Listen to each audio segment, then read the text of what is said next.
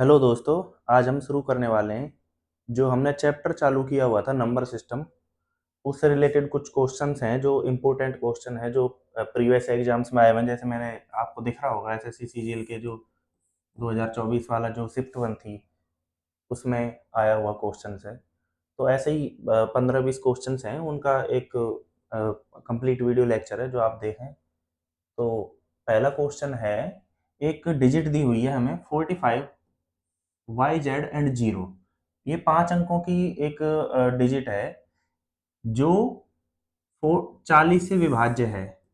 तो हमें पूछा है वाई प्लस जेड का मान क्या होगा। अब आप देखो, 40 से विभाज्य का मैंने आपको बताया था कि किसी भी संख्या से अगर कोई डिजिट विभाज्य है, इसका मतलब है कि हम उसको ब्रेक कर लें। तो 40 को मैं लिख सकता हूँ, 40 इक्वल टू होता है 4 × 10। इसका मतलब क्या है कि इस संख्या को 4 से भी डिवाइड होना पड़ेगा और 10 से भी डिवाइड होना पड़ेगा। ठीक है, तो यहाँ पे आप देखें 45 Y Z zero divide 40, zero से जीरो गया। मैंने आपको बताया था 4 से विभाजकता का क्या नियम है कि लास्ट की 2 डिजिट हैं वो भी उन डिजिट में भाग चला जाएगा, तो इस पूरी संख्या में भाग चला जाएगा। इसका मतलब क्या हुआ कि अगर ये संख्या 4 से डिवाइड हो रही है तो इसका मतलब है कि ये वाई जेड जो संख्या है ये 4 से डिवाइड हो जाए। अब ऐसा तो बहुत सारे सेट्स हो सकते हैं, 12 भी हो सकता है, 24 भी हो सकता है, 42 भी 42 नहीं, 48 भी हो सकता है, और भी कई सारी संख्या हैं जो डिवाइड हो जाएंगी। ठीक है, बट इसका मतलब ये थोड़ी हमें पूछा है कि वाई जेड का मैक्सिमम वैल्यू क्या होगी। वाई जेड की आप देखो कौन कौन सी वैल्यू रख सकते हो जिससे कि उसकी मैक्सिमम वैल्यू आ जाए। तो यहाँ पे रख सकते हैं हम 88 अगर हो जाए तो आप देखो 4 का भाग जा रहा है। इसका मतलब क्या हुआ कि y की वैल्यू भी 8 हो जाएगी और z की वैल्यू भी 8 हो जाएगी, और y प्लस जेड की वैल्यू क्या आ जाएगी अपनी, 8 और 8 16। मतलब दोनों का सम मान पूछा है हमसे, तो इसका करेक्ट आंसर होगा सी। ठीक है, नेक्स्ट क्वेश्चन। एक संख्या दी हुई है हमें 14400 के कितने गुणनखंड 18 से तो विभाज्य हैं पर 36 से नहीं है। तो सबसे पहले मैंने आपको बताया था कि गुणनखंडों की संख्या कैसे निकाल सकते हैं, हम इसे अभाज्य संख्याओं के रूप में तोड़ लें। ठीक है, तो सबसे पहले हम 14400 के मल्टीपल्स निकाल लेते हैं। क्या इसके गुणनखंड आ रहे हैं? 14400, 14400। ठीक है, 14400 को मैं कैसे कैसे तोड़ सकता हूं? मैं इसको लिख सकता हूँ 12 × 12 × 10 × 10। क्या ये बात सही है? बिल्कुल सही है। 12 को मैं क्या लिख सकता हूँ? 2 टू द पावर 2 इंटू 3। तो दूनी 4 थे 12। फिर से ये 12 को क्या लिख सकता हूँ? 2 टू द पावर 2 इंटू 3। 10 को क्या लिख सकता हूँ मैं? Into 2 into 5। फिर से 10 को क्या लिख सकता हूँ? Into 2 into 5। इसका मतलब क्या हुआ कि इसमें 2 की पावर कितनी आ रही है? 2, 2 4 और एक 5 और एक 6। 2 टू द पावर 6 इंटू 3 की पावर कितनी आ रही है? 1 and 2। 3 to the power 2 into 5 की पावर कितनी आ रही है इसमें? 5 की पावर आ रही है 2, 5 का स्क्वायर। ठीक है, अब हमें पूछा है 18 से विभाज्य है। आप देखो ये 3 ते 9, 1 2 मैं अगर यहां से ले लेता हूं तो 9 दूनी 18 हो गया। 18 इंटू 1 मैंने यहां से ले लिया था, यहां पे कितने 2 की पावर रह जाएंगी 5, 2 टू द पावर 5 इंटू 5 की पावर 2। अब आप देखो कि ये इससे जो मल्टीप्लाई हो रहा है, हमारे यहाँ पे इनकी चाहे गुणनखंडों की संख्या कितनी भी आए, वो सारे गुणनखंड हमेशा 18 से डिवाइड होंगे। बिल्कुल सही बात है। और मैंने आपको बताया गुणनखंडों की संख्या कैसे निकाल सकते हैं। गुणनखंडों की संख्या निकालने का एक ही तरीका है, जो उसकी पावर में है +1 करते हुए सारे पावर्स को मल्टीप्लाई करते जाओ। तो 18 से भाग दिए जा सकने वाले गुणनखंडों की संख्या क्या आ रही है? इनकी संख्या आ रही है 18 से विभाजित होने वाले।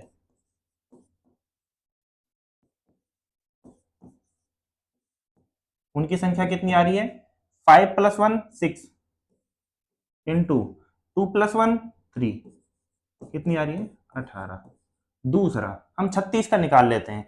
36 को निकालने के लिए आप देखो, अगर एक और दो को मैं इधर ले जाता हूं तो 18 दूनी 36 हो जाएगा। ये 36 इंटू, मैं इसको क्या लिख सकता हूँ? 2 to the power 4 into 5 to the power 2। अब आप देखो कि इसके कितने भी गुणनखंड आए वो हमेशा 36 से डिवाइड होंगे, क्योंकि ऑलरेडी मल्टीप्लाई में है। ठीक है, ये हमेशा 36 से डिवाइड होंगे। मैं इनके गुणनखंडों की संख्या निकाल सकता हूँ, वही सेम टू सेम 36 से विभाजित होने वाले गुणनखंडों की संख्या क्या आएगी, 4 + 1 5 इंटू 2 + 1 क्या आ रहा है 3, मतलब क्या आ रहा है 15। अब हमें पता चल गया 18 से विभाजित होने वाले गुणनखंड 18 हैं, 36 से विभाजित होने वाले गुणनखंडों की संख्या 15 है। तो हमें क्या पूछा है, जो 18 से तो भाग विभाजित हो जाए पर 36 से ना हो, इसका मतलब क्या है कि मैं इसमें से इसको घटा देता हूं, मतलब आंसर क्या आ जाएगा 3। 18 - 15 क्या आ गया answer 3। Okay, next question. Next question हमें दे रखा है, एक डिजिट है जो कि 5 से और 11 से दोनों से विभाज्य है, जहां पर सी एक अंक वाली संख्या प्राकृत संख्या है, तो सी प्लस के का मान पूछा है हमें, मतलब सी प्लस के की वैल्यू निकालनी है।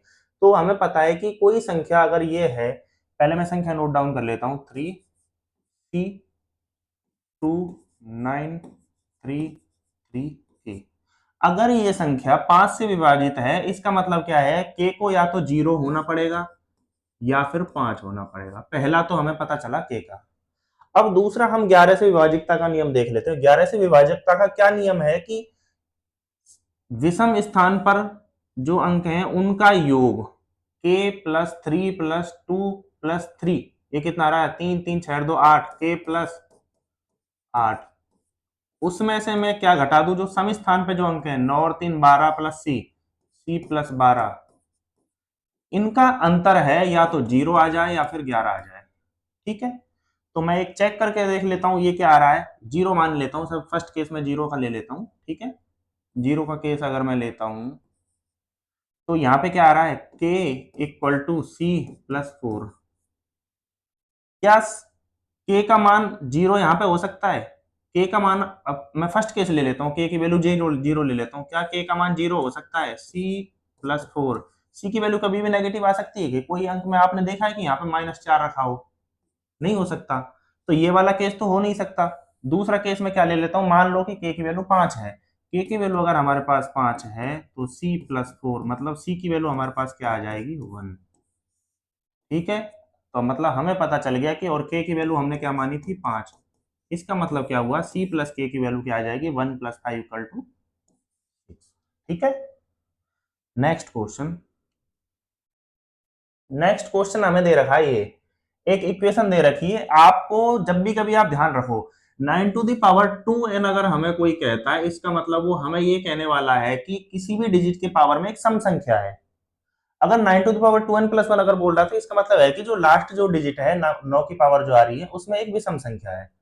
तो हम इसको नोट कर लेते हैं। सबसे पहले 9 + 9² + 9⁻3, ये कहां तक जाएगा 9⁻2n, प्लस लास्ट में फिर क्या आ जाएगा हमारे पास 9⁻2n + 1 डिवाइड बाई 6। ठीक है, अगर मैं इस 9 में 6 का भाग देता हूं तो मेरे पास क्या बचेगा, मैं रिमाइंडर्स को देख लेता हूं। हमसे पूछा क्या है, शेषफल पूछा है। शेषफल पूछा है तो हम क्या इसके रिमाइंडर्स को ही चेक कर लेते हैं। आपको पता है लास्ट में क्या फर्क पड़ता है कि भाई 9 में कितनी बार भाग जा रहा था, लास्ट में जो रिमाइंडर बचेगा वो बचेगा। तो 9 में अगर मैं 6 का भाग देता हूं तो रिमाइंडर क्या बचता है 3। इसमें भी अगर मैं भाग देता हूं तो यहाँ पे भी रिमाइंडर क्या बचेगा 3 + 3 प्लस ये हो जाएगा, यहाँ पे भी 3 बचेगा। अब आप देखो ये संख्या कितनी है, सम है, यहां से यहां तक की सम संख्या हो चुकी, प्लस में एक जो ये रिमाइंडर आ रहा है ये एक्स्ट्रा बच रहा है। ठीक है, डिवाइड बाई 6 हो गया। ये मैंने रिमाइंडर्स को नोट कर लिया यहाँ पे। अब आप देखो जब ये 3 और 3 6 हो जाएगा, तो 6 से 6 तो पूरा हो जाएगा यहाँ पे। यहाँ पर भी 3 और 3 रहा होगा, ये भी 6 पूरा पूरा कट जाएगा। ऐसे ही यहाँ पे भी जब 3 + 3 होगा तो ये भी पूरा कट जाएगा। हमारे पास लास्ट में कौन सा 3 बचेगा, एक ये वाला लास्ट जो सिंगल है 3, ये बचेगा। इसका मतलब हमारा रिमाइंडर क्या रह जाएगा लास्ट में 3। इसका करेक्ट आंसर क्या होगा 3। ठीक है, नेक्स्ट क्वेश्चन। नेक्स्ट क्वेश्चन ये बहुत अच्छा क्वेश्चन है। इसी इक्वेशन को आपको पता ही है क्या हो रहा है, a² - b², ये भी a² - b² है। देखो आप a² - b² बन रहा है, ये भी a² - b² बन रहा है, ये भी a² - b² बन रहा है, और लास्ट में जो ये है ये भी a² - b² बन रहा है। ठीक है, तो a² - b² का आपको पता है a + b × a - b होता है। मैं इसको लिख देता हूं, a + b का मतलब क्या हुआ 100 प्लस 99 इंटू ए माइनस बी, 100 माइनस 99। अब आपको पता है 100 माइनस 99 क्या होगा, 1। प्लस दूसरा केस ले लेते हैं, इसको भी लिख लेता हूं मैं ए इंटू बी, ए प्लस बी इंटू ए माइनस बी के रूप में। तो ये लिख लेता हूं 98 प्लस 97 इंटू 98 माइनस 97, ये भी एक हो रहा है। ऐसे धीरे धीरे करके लास्ट तक आता जाएगा और लास्ट में क्या हो जाएगा हमारे पास 2 प्लस 1 इंटू, मतलब ये भी क्या हो जाएगा, ए प्लस बी इंटू ए माइनस बी, 2 माइनस 1, ये भी एक हो रहा है।